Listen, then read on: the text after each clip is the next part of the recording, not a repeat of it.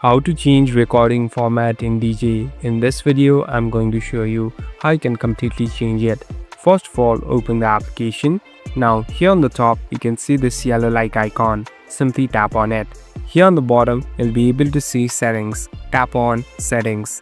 Now we're in this settings interface. So this is the place where you can customize and make different changes in the sound.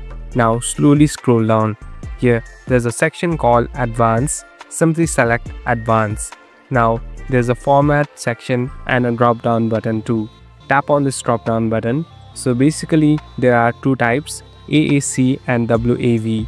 So it's according to your preference which you want to select. So it's according to which device you have to. So here I'm changing it into WAV. So it has been changed. Now if you go back, it's all saved now. Thank you for watching this video. I hope this video will help you.